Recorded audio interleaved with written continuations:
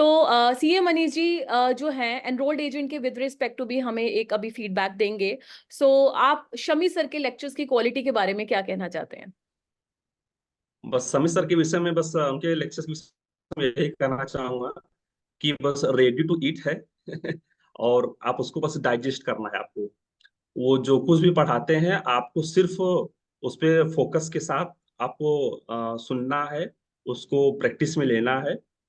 और आपको अपने से कुछ दिमाग नहीं लगाना है, बस उनकी चीजों को खुले कानों से खुले दिमाग से चीजों को बस एक्सेप्ट करना है और रिसेप्टिविटी के साथ, और उसको प्रैक्टिस में लाइए। और उसमें आपको अधिक कुछ नहीं करना, सिर्फ उनके साथ और उनके पीछे पीछे आपको चलना। You have to follow only. जी। और सीए मनीष जी, ये भी देखा गया है कि जब हम एमसीक्यू की प्रैक्टिस करते हैं तो अगर आपने लेक्चर्स अच्छे से सुने हैं, देखे हैं, समझे, तो आपको वहां से भी एक रिट्रीव होता है ओके कि कॉन्सेप्ट क्लास में ये बताया गया था। तो ये कितना एक इंटीग्रल रोल प्ले करता है एमसीक्यू अटेम्प्ट करते वक्त?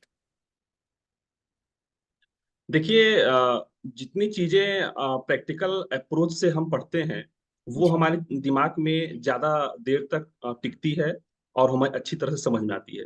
एग्जैक्टली। तो सर का जो प्रैक्टिकल अप्रोच है कि वो जो चीजों को प्रैक्टिकल वे में देते हैं, और जो हमारे जो डेली लाइफ्स है उससे जो कॉमन मैन का जो एक डेली लाइफ का जो रूटीन लाइफ है उससे कोरिलेट करते हुए बहुत लेमेन लैंग्वेज में उतर कर वो कंसेप्चुअल चीजों को जो कोरिलेट करते हैं, ये बहुत ही अच्छी चीज है। इससे बहुत ही सहायता मिलती है।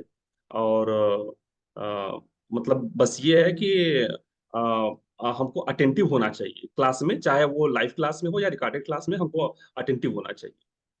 टोटली और अग्री। प्रैक्टिस जरूर से करने, जितना हम प्रैक्टिस करेंगे और उतना ही, क्योंकि जैसे प्रैक्टिस करते हैं की पॉइंट्स मिलते हैं तो वो चीजें और हम हमारे दिमाग में और तेजी से वो बैठती हैं चीजें। माइंड में सेटल होती है। जो जी। कंसेप्चुअल क्लैरिटी है वो हमारा और बढ़ता है। तो जी। जब कंसेप्चुअल क्लैरिटी बढ़ेगी तो निश्चित रूप से हम चीजों को ग्रस्प कर पाएंगे, होल्ड कर पाएंगे और एग्जाम में रिट्रीव करके उसको प्रेजेंट कर पाएंगे। Exactly. Now my last question, why EA after CA? Actually एक लंबे समय तक इंडियन मार्केट में मैंने काम किया।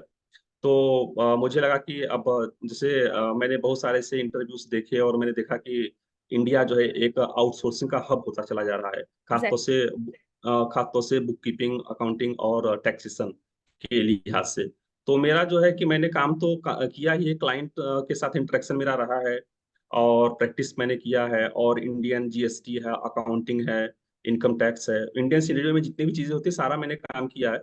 तो मुझे लगा कि क्यों ना इंटरनेशनल मार्केट में भी पेनिट्रेशन करना चाहिए।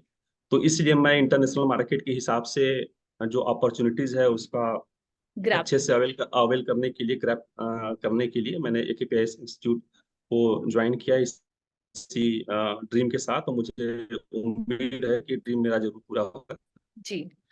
एंड सो लास्ट में मेरा यही मैसेज है, and now this message specially for all practising chartered accountants, कि अगर आप अपनी प्रैक्टिस को इंटरनेशनल लेवल पे लेके जाना चाहते हैं then enrolled agent is the की।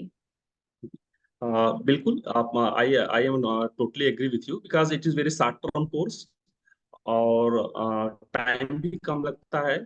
और MCQ है बहुत ज्यादा इसमें। आपको से USCPA है या अदर एग्जाम्स है तो उसमें आपका जो इन्वॉल्वमेंट ऑफ टाइम है उसमें रिक्वायरमेंट ज्यादा है। तो एक प्रैक्टिसिंग CA के लिए या जो एक जॉब में है उसके लिए शॉर्ट टर्म और सब इतना ज्यादा फ्रूटफुल हमको लगता है कि ये है। तो और निश्चित रूप से अगर हम ये कर लेते हैं तो जो हमारे इंटरनेशनल क्लाइंट्स हैं, अमेरिकन क्लाइंट्स हैं, उनका भी हम कॉन्फिडेंस ले पाते हैं और हमको काम मिलने के चांसेस बढ़ जाते हैं और हमको काम करने में हमारा और परफेक्शन भी आपकी निश्चित रूप से ऑब्वियसली बढ़ेगा। जो अर्निंग होती है उसमें भी एक मैनिफोल्ड एक्सटेंट तक एक्सेलरेशन आता है, एक्सेलरेट होती है अर्निंग। जी जी। एग्जैक्टली। तो और बहुत सारी चीजें इंटरनेशनली हमको काम करने में बहुत कुछ चीजें सीखने को मिलती है, जैसे इंटरनेशनल क्लाइंट से बात करना, उनके कल्चर्स को, कंटेंट पे। जी। उसका भी एक जो है कि एक्सपोजर मिलता है। अच्छा जी। इसका एक्सपोजर मिलता है। इससे हमारे पर्सनैलिटी और जो हमारा जो दुनिया को देखने का नजरिया वो भी बढ़ता है। पर्सपेक्टिव में भी एक ओवरऑल रेवोल्यूशनरी चेंज आता है। जी। तो ये थे हमारे साथ जो जुड़े हैं वाराणसी से, बनारस से, CA Manish ji. Thank you so much, आपने अपना कीमती वक्त से कुछ टाइम निकाला और हमें फीडबैक दिया। Thank you so much. Welcome ma'am, welcome.